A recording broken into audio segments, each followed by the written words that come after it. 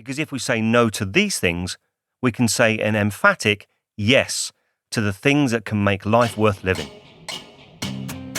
Hello, and welcome to Sharp, the podcast where we help you get a little better at the stuff you have to do, so you can spend more time doing the stuff you want to do. So now, on with the episode. Hello, and welcome to episode 34. Blimey. Welcome to new listeners. Welcome to old listeners. Hello to people that have been here from the start, people that have just joined us, and people from the future. I wanted to thank you all for your support. Many of you take the time to share the love on social media, and I really appreciate it. Please don't stop though. Sharing is caring. Now, in the past few episodes, we've looked at how to get more done with rewards and gamification, and how to actually get started on things with the Pomodoro technique. But both of those things presume that you've got a clear list of jobs or actions, and you know which ones are the priority. But what if you haven't got a clear list? What if you've got the problem of too much to do and not enough time? Well, over the next few episodes, we're going to look at how to solve that problem, and how we can prioritise and work out what's important, what's not, and how to manage it all. This week, we're going to explore one way to reduce the amount of stuff that we've got to do in the first place. And it's all about saying one word. No.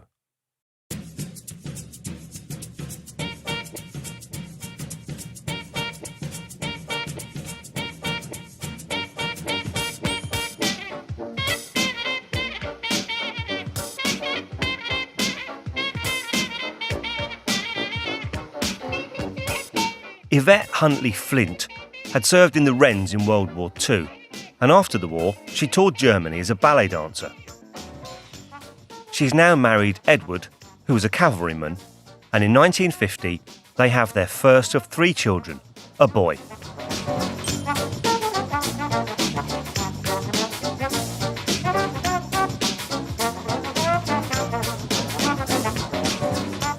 Sadly, born with dyslexia, 50s and 60s schools weren't very forgiving.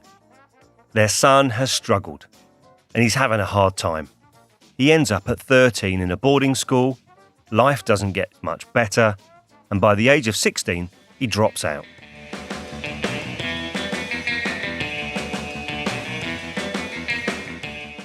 So now it's the mid-60s, and this 16-year-old starts working on a magazine which he thinks will be popular with other like-minded students.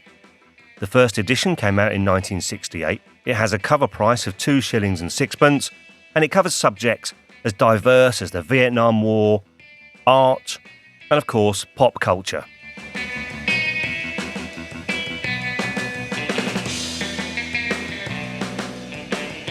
You'd have thought it had done really well, but it didn't really make any money, and so this 19-year-old dyslexic ex-student decides to start selling records by mail order from the church where the magazine was produced. If you haven't guessed already, his name, of course, was Richard Branson. He went on to create the Virgin record label, the airline, and today, with his sights set literally even higher, he's working on pioneering space tourism. He's got a net worth estimated to be over $5 billion, and now Sir Richard Branson has become an icon in the world of business. And that's partly because he has a really down-to-earth style. He's open about his failures, and he seems to have an eagerness to focus on what he describes as hugely important: people.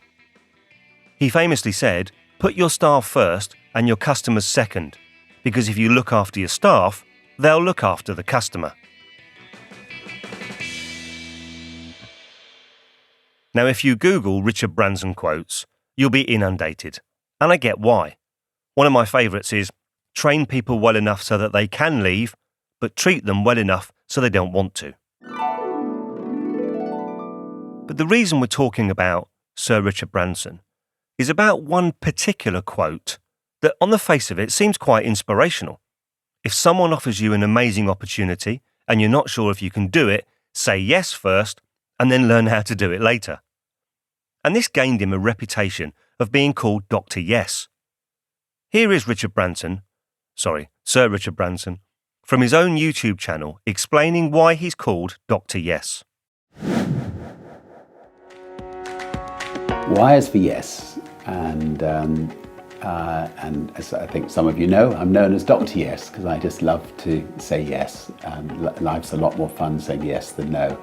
Might get you into trouble, but anyway, it's a lot more fun saying yes than no.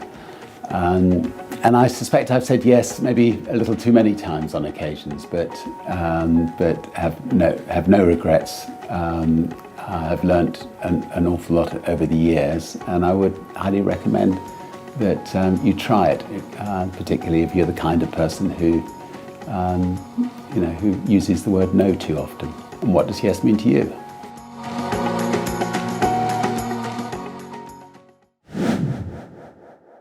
If you're a natural people pleaser, then it can be hard to say no to things.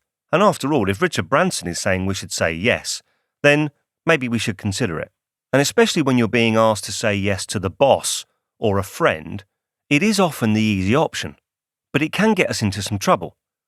I don't mean the trying to get a hot air balloon across the Pacific after you've lost most of your fuel kind of trouble, but I do mean in the taking on so much that we end up with too much to do and not enough time kind of trouble.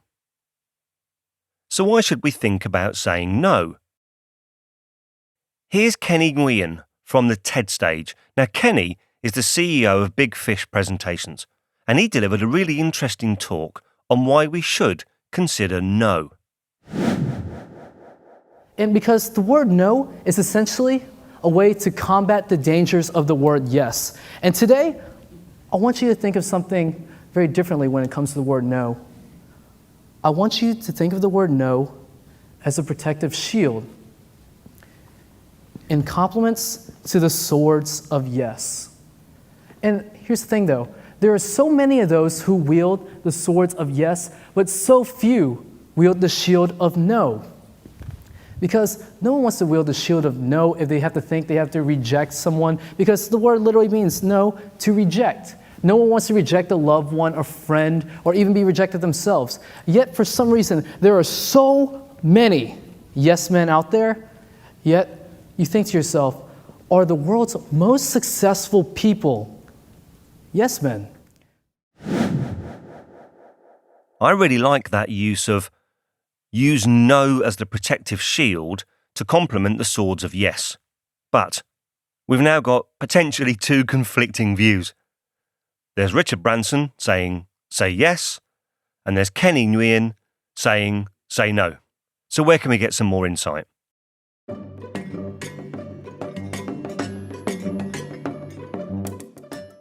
Well, Kristen Wong in the New York Times in May 2017 said this: humans are social animals, and the word no feels like a confrontation. When we dole out an easy yes instead of a difficult no, we tend to overcommit our time, energy, and finances.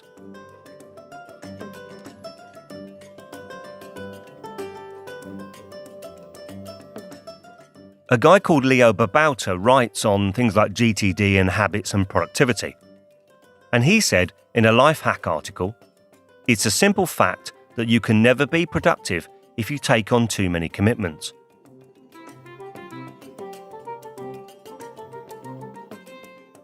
You simply spread yourself too thin and will not be able to get anything done, at least not well or on time. To stay productive and minimize stress, you have to learn the gentle art of saying no.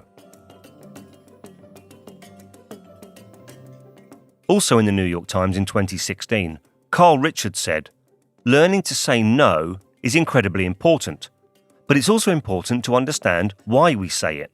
As we learn to say no to certain projects, we're left with more room to give an emphatic yes to other ones. So far, this sounds like common sense, doesn't it? I mean, no one would actually say yes to everything all the time. A cup of tea? Yes, please. So why do we sometimes say yes when really we should be saying no?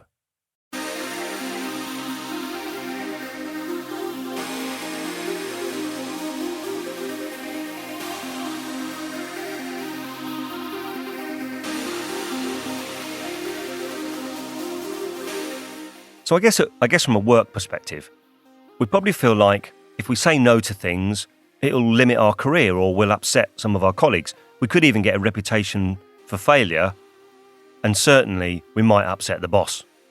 On a personal level, we might worry that saying no means that we'll miss out on stuff. Life won't be so much fun, we might lose friends or just be labelled as boring. But what if we think about that a bit differently?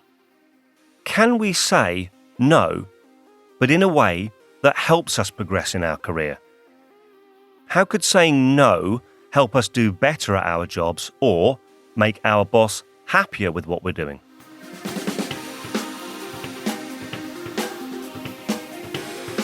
On a personal level, how can no mean that we do great things with our time or keep our friends happy or just have fun?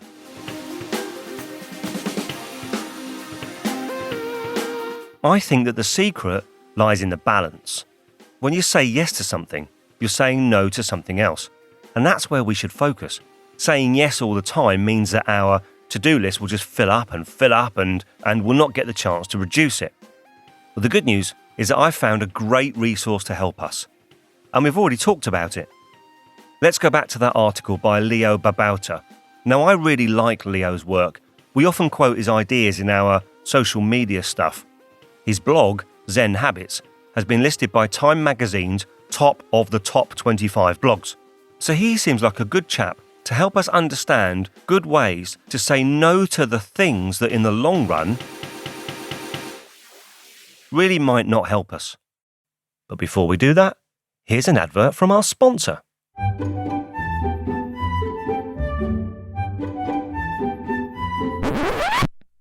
No, we don't have any sponsors. So if you represent the Tomato Marketing Board or a company that makes mattresses which can fold up into a small box and you'd like to sponsor us, feel free to get in touch. But in the meantime, this podcast remains free of charge at the point of delivery.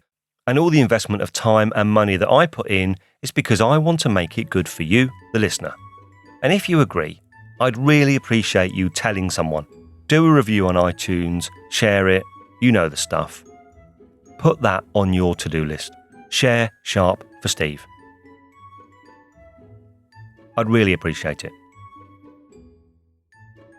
Have you put it on your to-do list yet? Oh, hang on. Fab. Here are Leo Babauta's 10 things to consider when learning the gentle art of saying no. Number 1, value your time.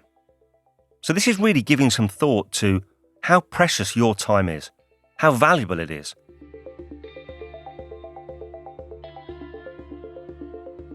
Number 2, know your priorities.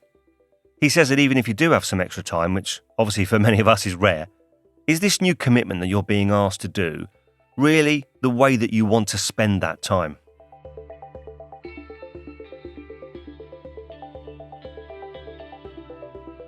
Number 3, practice saying no. Sometimes repeating the word is the only way to get a message through to extremely persistent people. He says, when they keep insisting, just keep saying no, and eventually they'll get the message.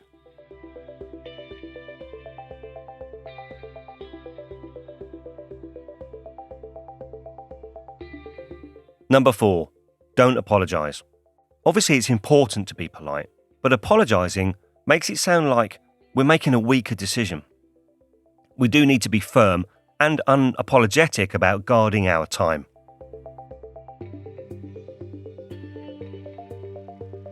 Number 5, stop being nice. Being nice by saying yes all the time only hurts you. And if we make it easy for people to grab our time or our money, then they'll carry on doing it. So what he's suggesting here is that we show them that our time is well guarded by being firm and turning down requests that are not on your priority list whenever you possibly can. Okay, number 6. So this is a bit of a contentious one. Say no to your boss. So this is about having that conversation with our boss, which can be quite tricky, and a lot will depend on them and their style. But explaining to them that we weaken our productivity and we jeopardize the commitments that we've made if we just say yes to things. And if ultimately, as our boss, they ask us to do something and we need to take it on, it's important then to make sure that we go over our projects or our task lists and just get them to understand that to take this on, something else has to give, and, we like them to give us some input on which we think is the priority. Because clearly, there's only so much that we can take on at any one time.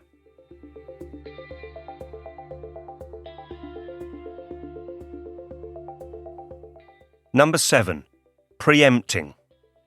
So what he says here is it's often much easier to preempt requests than to say no after the request has been made. But certainly you can make it clear to people that you've got a lot of stuff on and that it's a big ask if they ask you to do something that's important to them.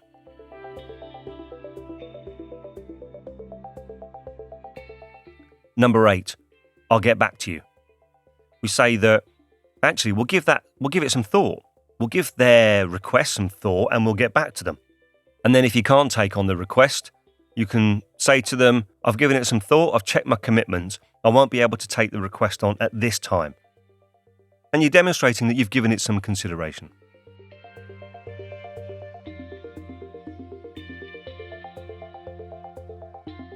Number 9, maybe later. For me, that's a version of no doesn't mean never, it just means not right now. So I can't take it on right now, but if it's not time critical, come back and talk to me in a week or two and I might be able to take it on.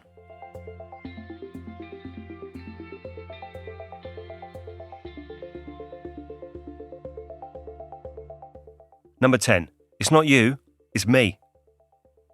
So this is obviously a dating rejection. So you can compliment the idea, sounds great, the project's great, or the organisation is fantastic, but it's just not the right fit for you, or it's not what you're looking for at this time. But only say this if it's true, because people will know if you're being insincere.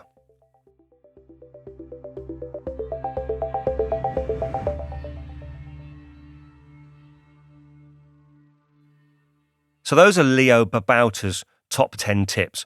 I think I'd sum this all up with one question that we should ask ourselves every time. Why should I say no? Because if we're clear that saying no means that we can be better at our job or more successful in the important things, a better parent or a better friend, then we should confidently say no to the trivial, no to the unimportant, and no to things which stop us from doing well. Because if we say no to these things, we can say an emphatic yes to the things that can make life worth living. Obviously, the best way to stop the fire hose of stuff coming our way is to turn it off. But if we can't do that, at least reduce the power of the flow by stopping some of the things getting chucked in our direction.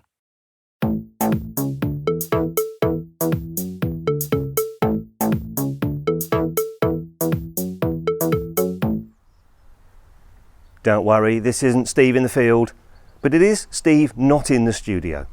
It's just such a lovely day today that I thought we'd do this episode's takeaways outside. Your time is precious, so don't give it away too easily.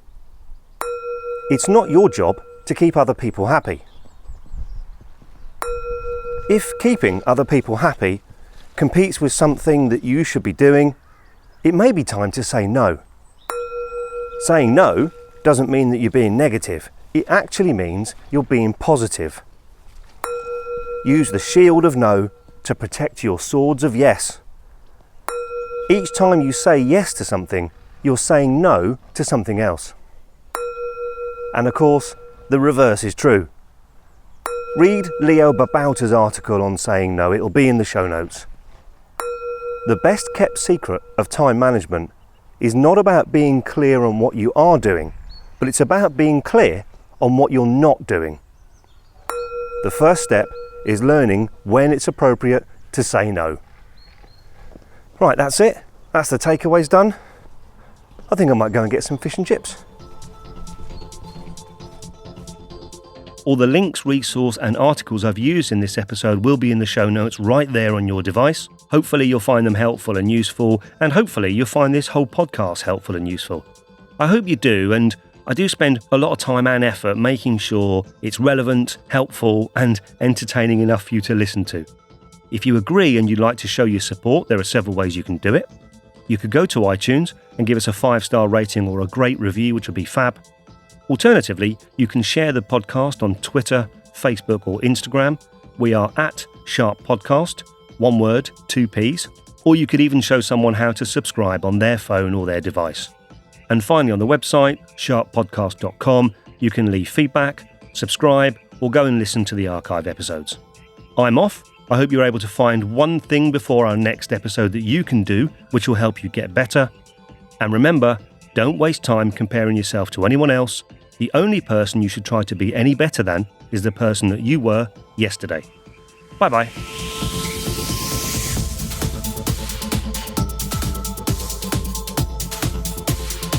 My tummy's really rumbling. I shouldn't record the podcast before I've had my dinner. This week, we're going to explore one way. There's a car outside. Wait for the car to pass. And it's all about saying one word. No. No. No. Blah.